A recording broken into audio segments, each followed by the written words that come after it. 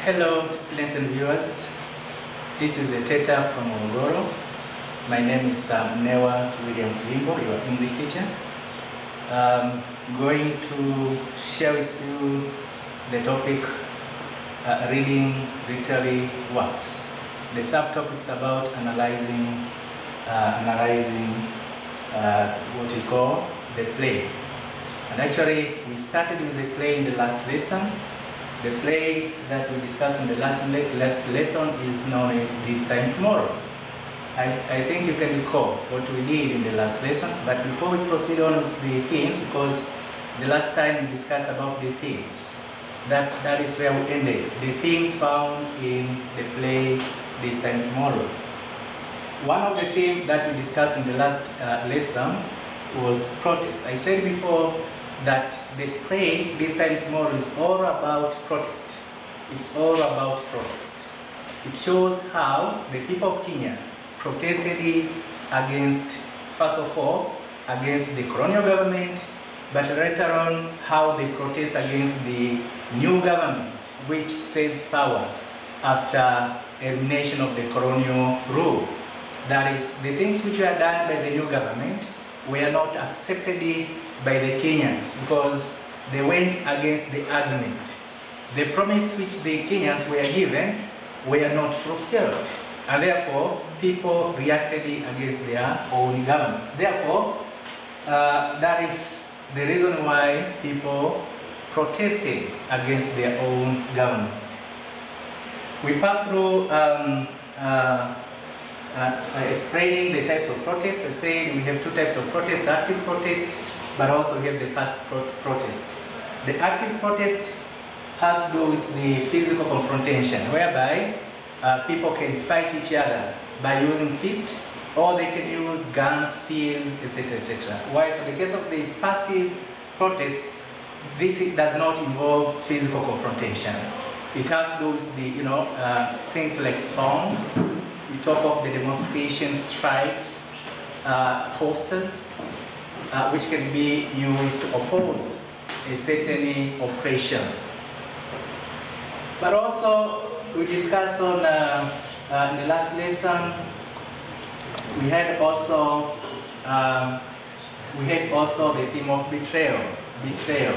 Betrayal means the government of Kenya betrayed its own people. How did they betray them? There was a promise which was given to the freedom fighters that once independence would be achieved, then the Kenyans could get their land back, they could live in freedom, they could enjoy life. But at the end of the day, the majority who fought for Uhuru were betrayed by their own government. They had no land, they had no jobs, that's how they were promised, they had no decent houses or shelter, they lived in shank houses. In such a way, most of them were dissatisfied with the government, and therefore they decided to resort to protest, or they decided to strike against the government. But also, we discussed about the theme of humiliation or dehumanization. That is, the Kenyans were humiliated or dehumanized by their own government, not by the colonial government. This was their own government humiliating them. So there was no difference then between the colonial government, the regime which existed before the African government, which was ruled by their fellow Africans, because it's the matter of the land, that the people had no land during colonial rule. But it came to be the same when they were independent. Still, the land was not there. There are so many people who had no land in Kenya, and therefore they found that they had not yet achieved their real independence. And the only way to do was to show their grievances by protesting against their own government, not against the colonial government, because by then the colonial government had already been eliminated. But also we discussed another theme about new cultural aspects, that the coming of the white people came with some new cultural aspects, what we call Western culture dominated most of the Africans. Some of the young generation were interested to act and behave like the white people. people like Wanjiro wanted to look like a white woman. She wanted to dress, walk, smoke, and acting just the way like a white woman. But for the case of the old generation, like Wanjiro, they didn't really accept such kind of changes in their society because it was against their culture. It was against the African traditions and customs. But also, we had another theme that we discussed in the last session. It was about the intertribal marriages and mistrust. I talked about Kenya. You know, in Tanzania, we are very lucky that we don't isolate ourselves in terms of tribes or ethnic groups. That is Msukuma, Mnyamwezi, Mdendeleko, and others. They can live together as Tanzanians. They cannot isolate themselves based on ethnic groups. But in Kenya, the situation is different. Even today, they still have the same problem. They still have the same problem. It started a long time ago during colonial rule. Immediately after colonial rule, the existing government again continued. They didn't stop the elements of tribalism. So tribalism, intertribal marriages in Kenya, it's not very common to find a boy or a girl from another tribe getting married to a person who is of a different ethnic group or a different tribe. So intertribal marriages and mistrust existed in Kenya because the tribes themselves or the people of Kenya don't trust each other. The Mluya and the Mkikuyu, they don't trust each other, and therefore Mkikuyu will not let his or her son to get married to Mluya, and that is very common in Kenya. We are very fortunate in Tanzania, we don't have that element. And therefore, that is where we ended. And I gave you an assignment. I left you with this assignment that you had to pass through the questions that I left for you to do. Say, the first question was injustice the major source of protest among people? Referring to any two plays you have read, discuss the contention. And the second question was conflict refers to misunderstanding between people as a result of having different beliefs, interests, ideas, or opinions. Referring to two readings you have read, discuss. And the last question was the existing independent African states still uphold certain elements of colonial legacy. Referring to the play This Time Tomorrow, discuss the truths of this statement. I'm sure you tried these questions, and if you face some difficulties how to attempt these three questions, then maybe today, when we finish up with the remaining themes that we're going to discuss, you'll stand in a position to answer the questions in a more confident way. You can answer them confidently. So let us proceed on with the theme, another theme number 6, modernity and conservatism. Modernity and conservatism. What does it mean by modernity? Modernity means, to be modern, behaving like the modern people. And behaving like modern people, you talk of Western culture. That those people who uphold the Western ways are recognized as civilized people. They are modern. When we talk about conservatism means you are conservative to a certain attitude. You can be conservative, you don't want to have changes, you don't entertain changes in your society. So we have such characters shown in our play.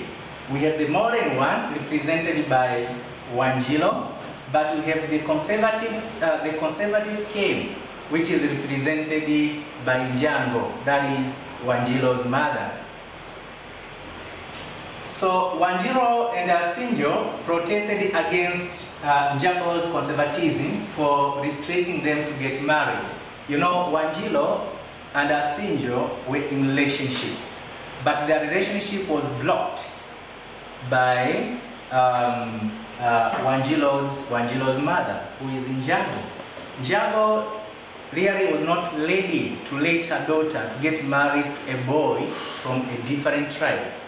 As I explained before, I said in Kenya, it's very difficult for a boy or a girl from a different tribe to get married to a boy or girl from another tribe. So Wanjiro and Asinjo protest against this behavior. They were not ready. They did find a reason why that a girl cannot get married to a person or to a boy that she feels that this can be a good husband, regardless of the tribe or whatever. So Wanjiro tells her mother, she says, "You are old." In one of the arguments between Wanjiro and her mother, she told her, really it's a little bit, it's like in African traditions, it's very difficult for a daughter to make an argument with the mother. But Wanjiro decided to argue with her mother because she was dissatisfied with what was going on. She said, "You are old. You don't know the ways of the world or the needs of a young woman." Wanjiro wanted to be a modern girl. She wanted to have modern clothes, She wanted to walk using the high-heeled shoes. High-heeled shoes, the high-heeled shoes? I hope you know them. You walk like a European lady, having a bag on one side of your shoulder. You walk majestically, just like a catwalk. It's like, she had the desire of mimicking the white people. She wanted to look like a white lady. So she says, "You are old and you don't know you don't know the ways of the world or the needs of a young woman." What are the needs of a young woman? What are the needs of a young girl like you who is watching right now? What do you want? How can you look like a white woman? How can you look like a white lady? I'm sure you need to have short dresses. You need to, to wear, short, Western clothes, and you need to look different. You can have the black color, but actually in your ways of life, the way you are dressed, you want to be recognized like a white woman, isn't it? That's good. But we have to stick to our African culture. We don't reject that you can adapt such things, but it's not fair to argue with your mom or with your parents because of your interests. You have sometimes to listen to your parents. Wanjiro didn't listen to her mother, but I think that is what it is by modernity. Modernity, you can make arguments with your father, with your mother. That's modernity. And the other theme is about land alienation. What is land alienation, my dear students and viewers? When you talk about land alienation, it means during colonial rule, during the time when the white people were in Africa, not only in Kenya, even some other parts of Africa, I hope for those who are taking history, they know the issue of land alienation. For example, in Kenya, most of the land was alienated, was taken and owned by the white settlers. Because when I talk about this time tomorrow, it's just that the reflection of what happened in different parts of Africa, not only in Kenya. So most of the land in Kenya was owned by the white people. So one of the reasons which prompted people to fight against the colonial government was the need of returning back their land. That was one of the purposes for the struggle for independence. They wanted to regain back their land. And therefore, land alienation was one of the factors which caused the Africans to fight against the colonial rule. But it's very unfortunate that after achievement of independence, yet the existing African government did the same. The land remained in the hands of the minority. The majority had no land. They remained landless. And therefore, people didn't find the reason why now. Why did we fight for uhuru? Why did we fight for independence? If our purpose was to regain the land back, if our purpose was to get the land back so that our people can have the land, they can cultivate, they can produce crops, now the land is in the hands of the minority. So there is no independence. There is no independence. And the only way to show grievancy that you are not satisfied with what is going on is to protest. That's why I said from the very beginning that the major theme of the play This Time Tomorrow, it's all about protest, going against something that you're not satisfied with. So people protest against land alienation. The land was taken from them by the colonial government during the colonial occupation in Kenya. The Mau Mau freedom fighters, those who fought for Uhuru, staged war against the colonial government, as how I explained before, in order to take back their land and regain their lost land. For example, we have the shoemaker trying to explain how he was dissatisfied with the prevailing situation. The shoemaker says, I came home after emergence, no job for me, no land either. You know what the freedom fighters were promised, that after achievement of independence, they could be able to be given the land. That is, the land could be distributed among people, because people were landless. They had no land to cultivate. And therefore, that was their high expectation, that at the end of the day, the land could be given to them. But at the end of the day, there was no land given to the people of Kenya. And actually, most of the people were very dissatisfied. So the shoemaker says, I came home after emergence. But what I was promised is that after achievement of independence, because we suffered in the forest, when we went in the guerrilla war in the forest, we suffered, and some of us, were injured and crippled, but only to find the promise of the government were not fulfilled. There was no job for people, but also no land either. So it means independence was useless to the Kenyans. It was useless. Still, the same colonial legacies existed. Something which was not expected to exist. So the stranger again, one of the freedom fighters said, we fought for land. We went to the forest in order to fight for freedom, so that at the end of the day, our land could be returned. Where is the land? That the question from the stranger, one of the characters in the play This Time Tomorrow, said, we fought for land, but where is the land? Where is the land? The white people are not there. We have already managed to eliminate them completely. They are no longer in Kenya. But we still don't have the land. So why do we fight for Uhuru? Where are the jobs? Most of the people are not employed.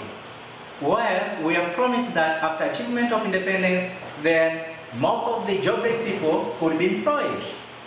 Where are the jobs? Where is the land? No land, no jobs.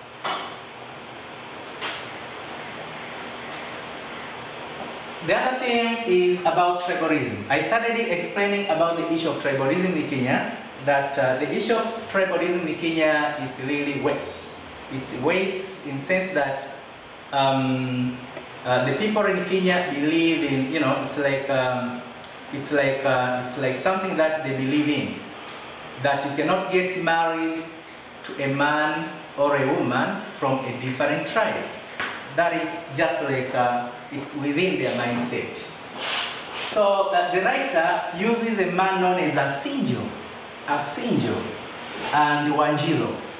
You can call upon these two characters. I think you remember them, Asinjo and Wanjilo.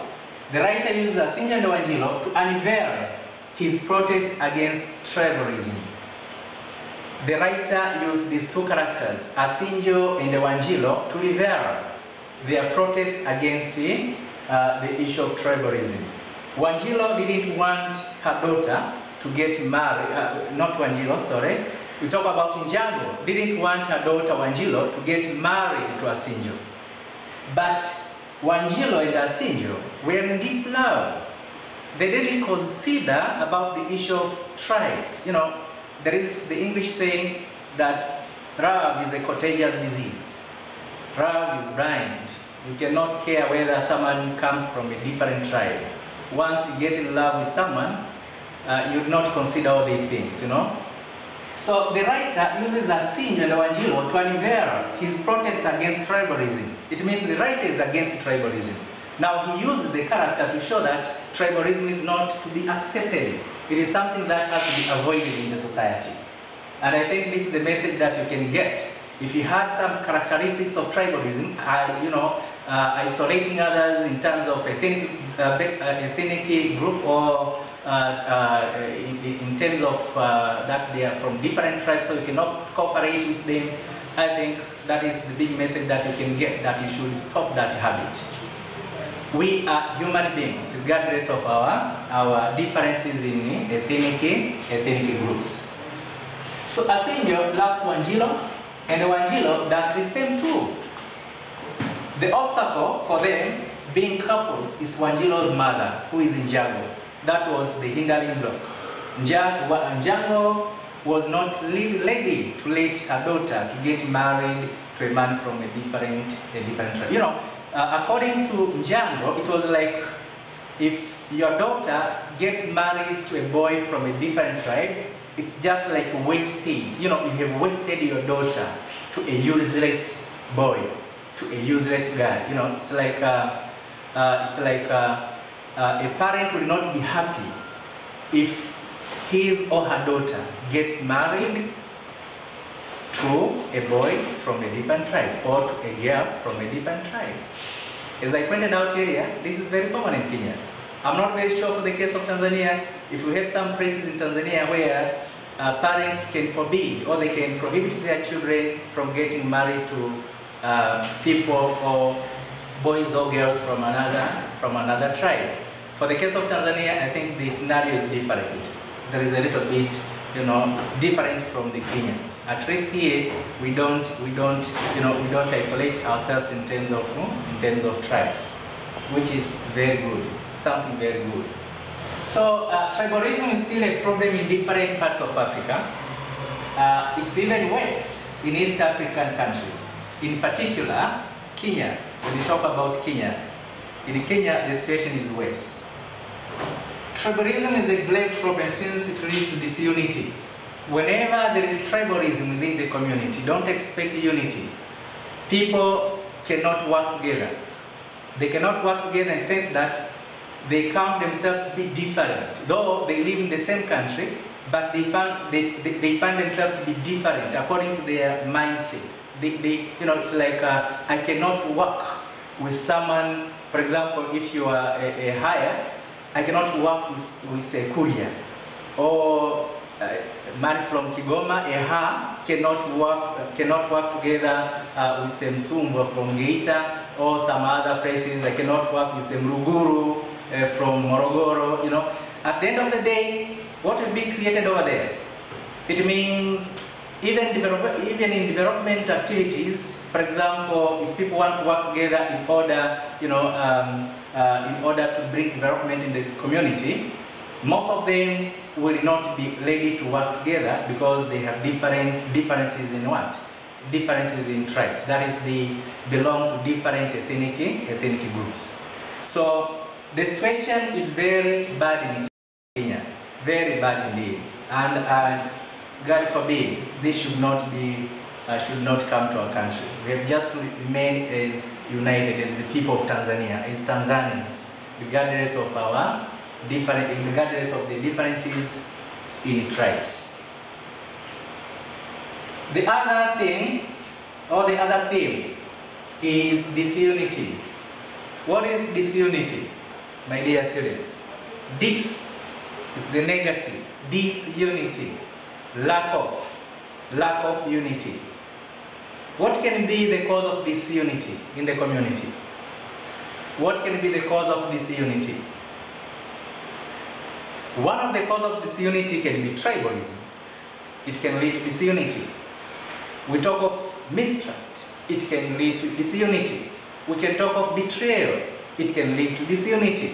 We talk of, if you promise people and then at the end of the day they don't get what you promised them, it's obvious that they react against you. At the end of the day, they cannot do anything. They cannot accept to do anything that you order them to do. It's obvious that can lead to disunity.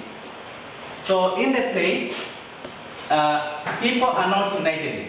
That's why they fail in attaining their goal. The people at Uhuru Market were disunited. At the beginning, they seemed to be united, but later on, upon the arrival of the policemen, when they came, when the Habago occurred, that is when there was violence, when they started protesting against the city council, against the campaign known as Keep the City Clean. We talk about Nairobi City. The people were told by the stranger that let us be united. We can defeat the city council if we are united. But if we are going to be disunited, it will be very easy for the city council to overcome us. And therefore, let us be united so that we can plead our rights. We can be able to fight against the government. We can be able to fight against the city council. So people were not united. They seem to be united at the beginning, but in danger is where you can see whether there is unity or there is no unity. So at the beginning, as I said before, people seem to be united, but later on, in the face of the police, they are seen to disperse. Everyone running. Get away from my way, the police are coming. You see?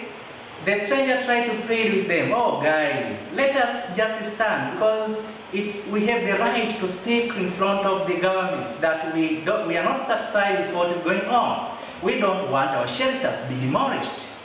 We don't want our shelters to be demolished, and therefore the policemen cannot just come and kick us for no reason. Let us stand. But they didn't listen to him. Everyone was running away. That is disunity. There was no unity among them. And that's why the city council, Inspector Kiongo, and others made the job to be very easy. It was very easy indeed. So we have examples of some of the characters who show the elements of disunity. We have the first customer saying, "Police, the police are coming. The police are coming." So people are afraid of being arrested by the police. They started running. The second customer said, "Run, quickly, out of my way." No one stayed there during the demonstration. They were demonstrating, against the city council, that they are not ready to demolish their houses with their very hands. They were not ready for that. But because of disunity, because everyone ran away, it means there is no one who remained. Only the stranger remained. And actually, he was arrested and sent to the police custody. And we don't know what happened to him. I think he suffered peacefully. And the last, we have also another theme: ignorance or illiteracy. What is ignorance or illiteracy? Ignorance or illiteracy has to do with lack of education. If a person has not gone to school, it's obvious that he can be or she can be illiterate. In the play, this time tomorrow, we can see most of the characters. For example, Wanjilo. Wanjilo had not gone to school, because we can read from the play that Honore, her brother, was sent to school, but herself, she didn't get the fortune of being sent to school, and therefore she was ignorant. She didn't go to school.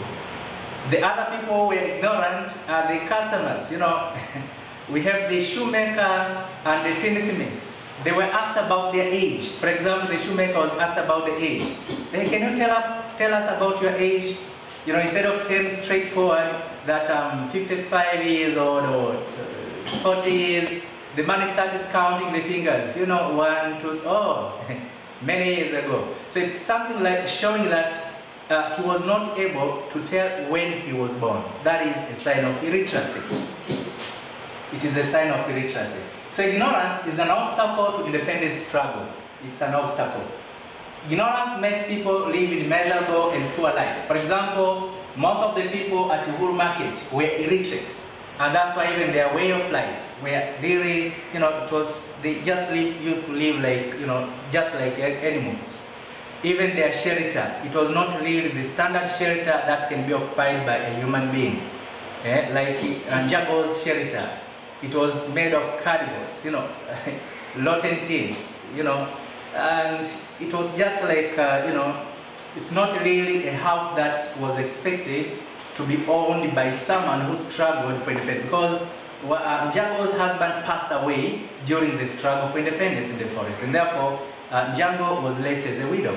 So as a widow, she was expected to live happy life.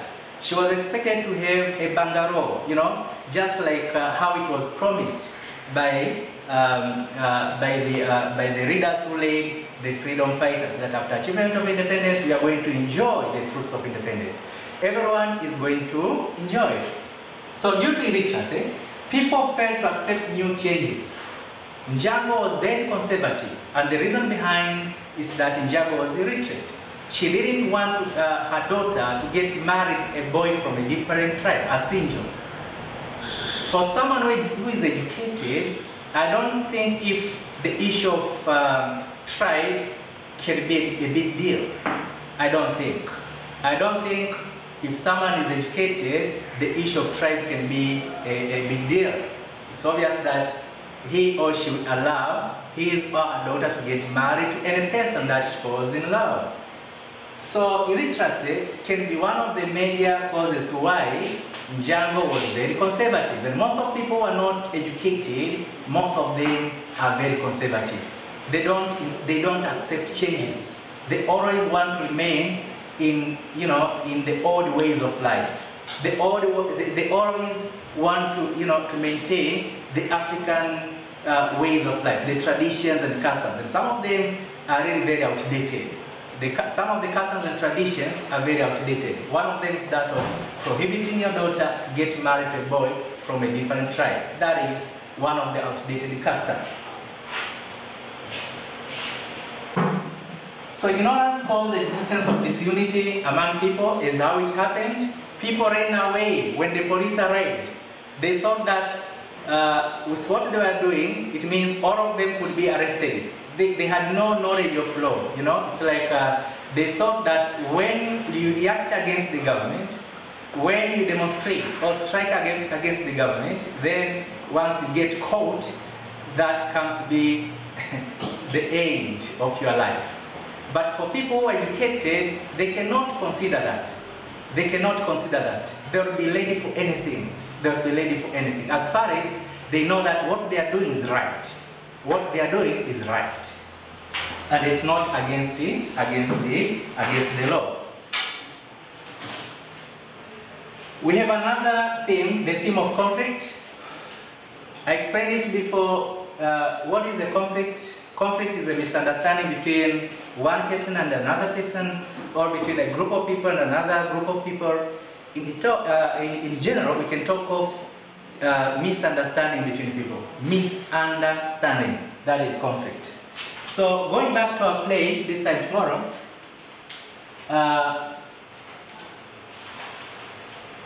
conflict always leads to disunity.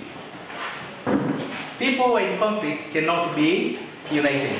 They cannot work as a team. Conflict leads to enmity among people. But even worse, conflict leads underdevelopment. The conflict in the play this time tomorrow can be categorized into the following groups. The first group of conflict is based on the conflict between the slum dwellers versus the city council.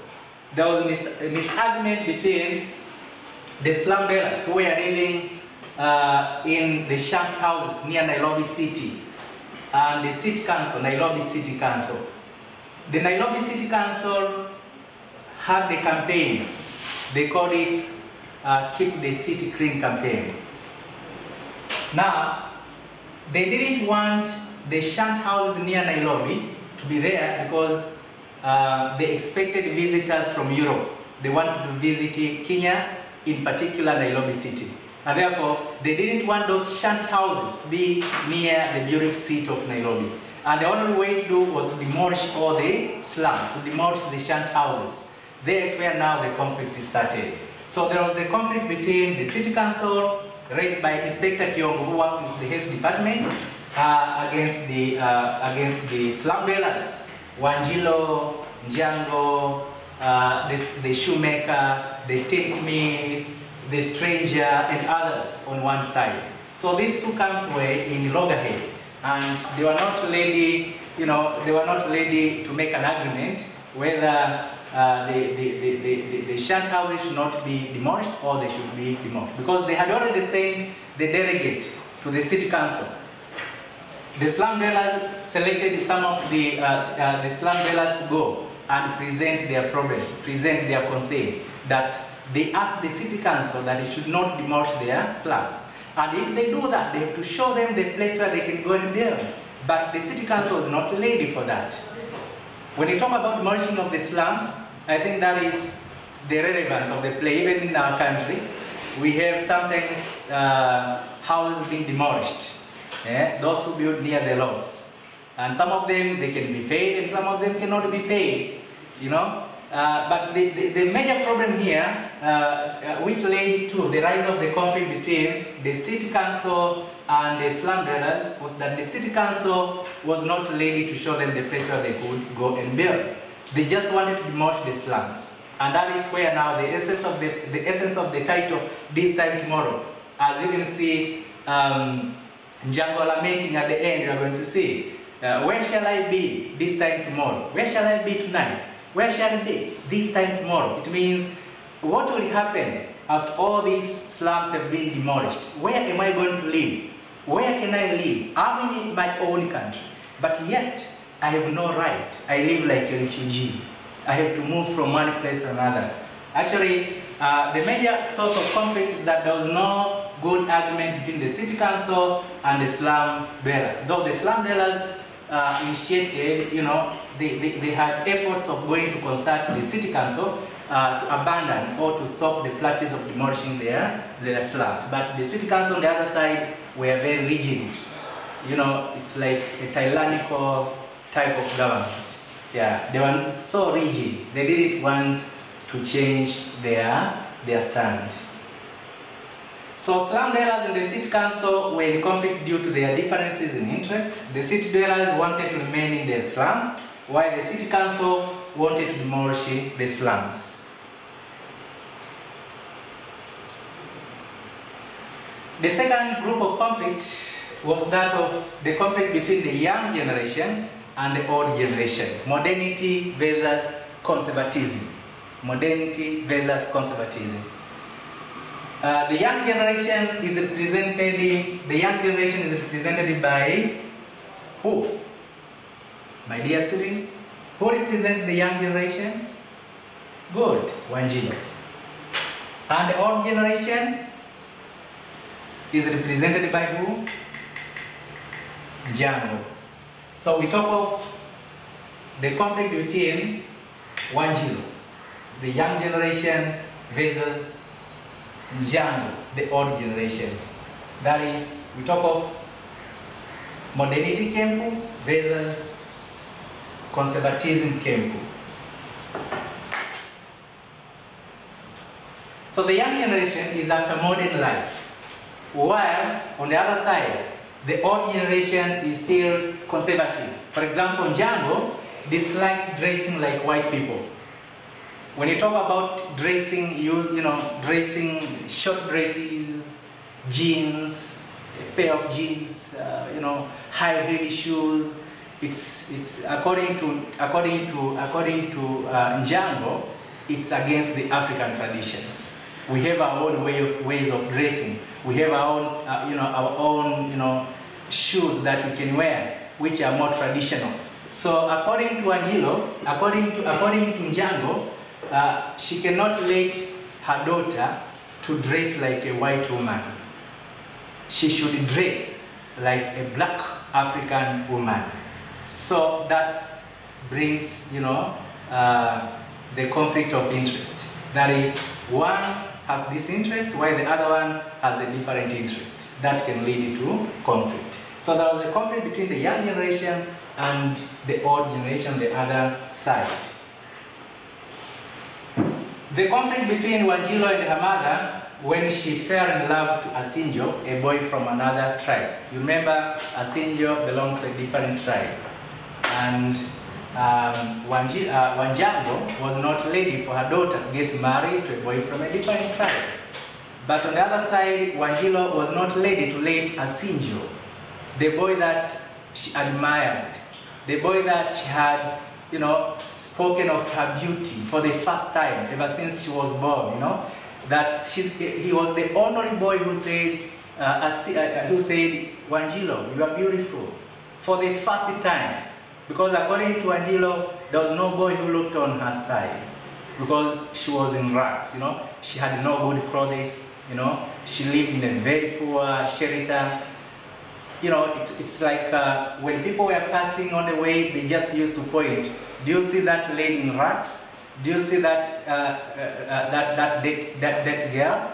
But Asinjo was different. Even when you pass through the plane, you can see Asinjo is different. Asinjo loves me. Asinjo has true love. You know, my dear students, we talk about true love and infatuation. Infatuation and true love are two different things. So the conflict between Wanjilo and her mother, when she fell in love with Asinjo, who is a boy from another tribe, the major cause of the conflict was differences in interest, having different attitude, having different perception. That was the source of the conflict between the two, that is mother and daughter.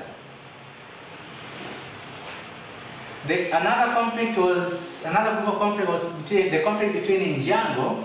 I think this is just the same as how I will explain, that there was a conflict between Njango and her daughter Wanjilo for oversleeping. The first conflict was on the issue of tribe. The second conflict lies on the issue of laziness, that Wanjilo was a lazy girl, She always, you know, she didn't want to wake up early in the morning to help her mother in the preparation of supu, because they used to wake up very early. It's almost, it is very early in the morning, before morning, so that the customers can get the soup ready, you know. Wanjilo was not late to wake up during that particular time, and therefore she showed elements of laziness. Her mother was not really happy with that situation. She was not happy. And she even gave an example of other girls who used to wake up early in the morning and help their mothers. And she says, you know, this blood will kill me. Others wake up very early in the morning and help their mothers, you know. But this blood, you know, using the word blood is just like an insult, you know. Therefore, the conflict between Njango and her daughter Wanjilo for oversleeping. Njango is annoyed by the way her daughter has slept too much.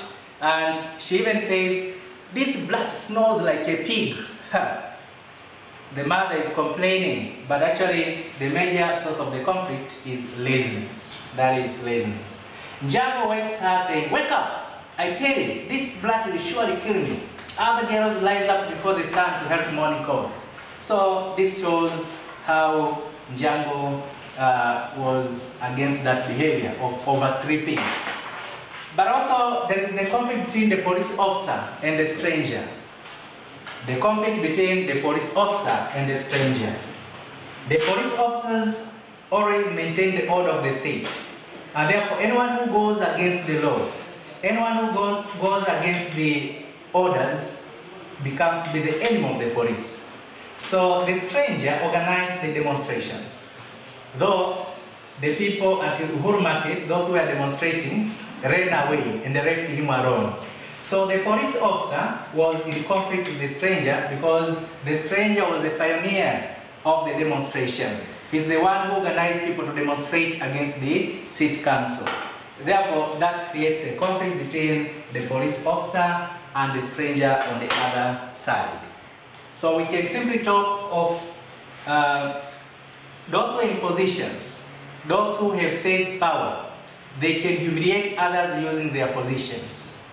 They can humiliate others, like what happened here, because the police officers have that mandate, they have power. It's very easy to pin down or to humiliate those ones who are the downtrodden people, those who are defenseless, those people who, you know, they have no someone who can speak for them. And that is the message that we can pass to our government, that those people who are suffering, they have to be helped. The government has to stand in a position to help them, not to humiliate or oppress them. We don't expect the new government, the government which is in the hands of the fellow Africans, to humiliate their fellow Africans. That is awkward.